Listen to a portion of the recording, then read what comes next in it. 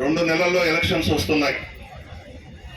బహుశా మార్చిలో నోటిఫికేషన్ రావచ్చు, ఏప్రిల్లో అసెంబ్లీకి పార్లమెంట్కి ఎలక్షన్స్ రావచ్చు.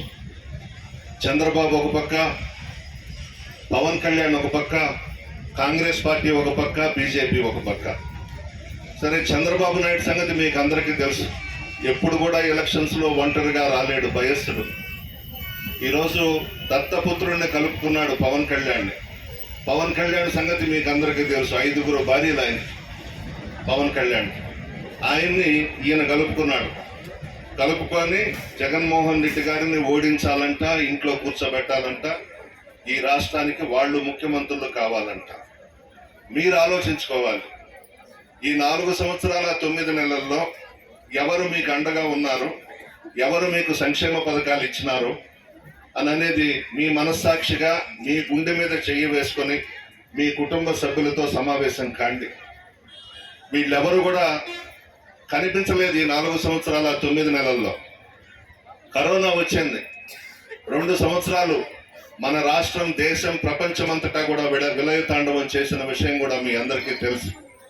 ఆ సమయంలో చంద్రబాబు, పవన్ కళ్యాణ్, కాంగ్రెస్ పార్టీకి సంబంధించిన వాళ్ళు అందరూ కూడా హైదరాబాద్ లో ఉన్నారు. ఆ రోజుల్లో కూడా జగన్మోహన్ రెడ్డి గారు మీ పథకాలు ఆపలేదు, సంక్షేమ పథకాలు ఇచ్చారు. కరోనా సమయంలో కూడా నేను కానీ, మా పార్టీ నాయకులు కానీ, గ్రామ స్థాయి నుంచి మండల స్థాయి వరకు అధికారులు కానీ, మా వాలంటీర్స్ కానీ, మా సచివాలయ సిబ్బంది కానీ, ఏఎన్ఎంస్, ఆశా వర్కర్లు, డాక్టర్స్, ఆల్ డిపార్ట్మెంట్స్ అధికారులందరం కూడా మీ మధ్య తిరిగాం. మీకు ధైర్యం చెప్పాం. మా ప్రాణాలు పోతాయని మేము భయపడలేదు. పత్రికా విలేకరులు కూడా తిరిగినారు. అందరం మీ మధ్య ఉన్నాం, మీకు ధైర్యం చెప్పాం. ఇతర పార్టీల వాళ్ళు ఎవరు కూడా కనబడలేదు. ఈరోజు ఎలక్షన్స్ వస్తున్నాయని చెప్పి అన్ని గ్రామాల్లోకి వస్తున్నారు.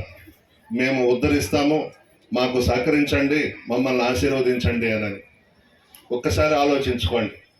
జగన్మోహన్ రెడ్డి గారు వయసులో చిన్న వ్యక్తి, మీ అందరి ఆశీర్వాదంతో ముఖ్యమంత్రి అయినాడు.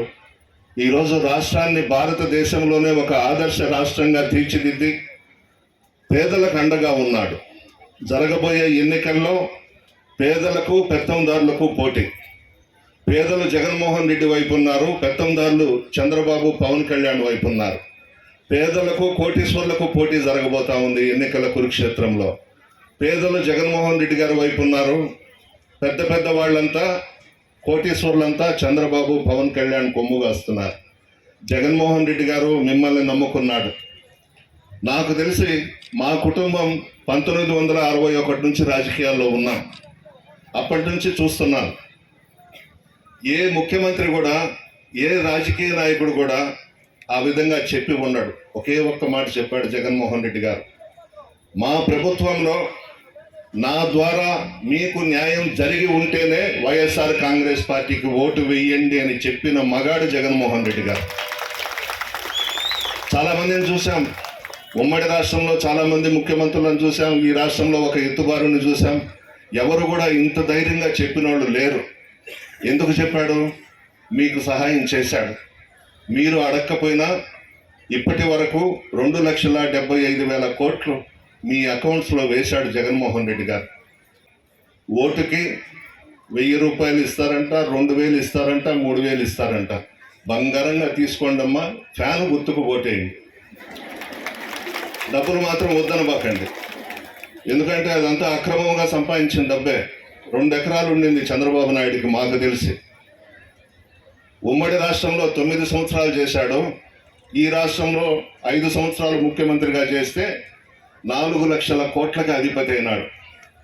ఆ డబ్బంతా ఎత్తుకొచ్చి మీ మీద పెట్టి జగన్మోహన్ రెడ్డి గారిని ఓడించాలంట, ఇంట్లో కూర్చోబెట్టాలంట. అందుకే చెప్తున్నా, బంగారంగా తీసుకోండి, వద్దనబాకండి. దాన్ని మాత్రం 3 ఇచ్చినా, 5 ఇచ్చినా, ఎంత ఇచ్చినా తీసుకొని పోలింగ్ బూత్లకు పోయినాక ఫ్యాన్ మీద గుద్దండి. బుద్ధి వస్తుంది ఎదవలకి. పని చేయరు, చేసేవాళ్ళని చేయనివ్వరు. మిమ్మల్ని నమ్ముకున్నటువంటి జగన్మోహన్ రెడ్డి గారిని మీరు ఆశీర్వదించాలి. ఈరోజు చంద్రబాబు నాయుడు జగన్మోహన్ రెడ్డి గారి సొంత చెల్లెల్నే జగన్మోహన్ రెడ్డి గారి మీదకి పంపిస్తున్నాడు. షర్మిలమ్మ, రాజశేఖర రెడ్డి గారి కుమార్తె. కాంగ్రెస్ పార్టీ రాజశేఖర రెడ్డి గారి మీద కేసులు పెట్టించారు. జగన్మోహన్ రెడ్డి గారిని 16 నెలలు జైల్లో పెట్టారు. సిగ్గుండొద్దా షర్మిలమ్మ నీకు? బుద్ధుండొద్దా నీకు? నువ్వు పోయి కాంగ్రెస్ పార్టీతో చేతులు కలిపి ప్రజల మనిషి, పేదల కోసం పాటుపడే వ్యక్తి జగన్మోహన్ రెడ్డి గారు నీ రక్తం పంచుకొని పుట్టిన మీ అన్నని ఓడించాలని చెప్పి నువ్వు కాంగ్రెస్తో చేతులు కలిపావు అనంటే భగవంతుడు కూడా నిన్ను క్షమించడమ్మా. స్వర్గంలో ఉన్న రాజశేఖర రెడ్డి గారు కూడా కంటతడి పెట్టుకొని ఉంటారు ఖచ్చితంగా నువ్వు చేసిన ఈ దుర్మార్గానికి. తప్పు చేస్తున్నావు షర్మిలమ్మ, నీ ఇష్టం వచ్చినట్టు మాట్లాడుతున్నావు. మీ పార్టీకి ఒక్క సీటు కూడా రాదు ఈ రాష్ట్రంలో, కాంగ్రెస్ పార్టీకి డిపాజిట్స్ కూడా రావు, నీకు కూడా డిపాజిట్స్ కూడా రావు నువ్వు ఎక్కడ పోటీ చేసినా కూడా. మా నాయకుడు మా జగన్మోహన్ రెడ్డి గారు ప్రజల ఆశీర్వాదంతో మరలా ముఖ్యమంత్రిగా పట్టాభిషేకం చేసుకోవడం ఖాయం.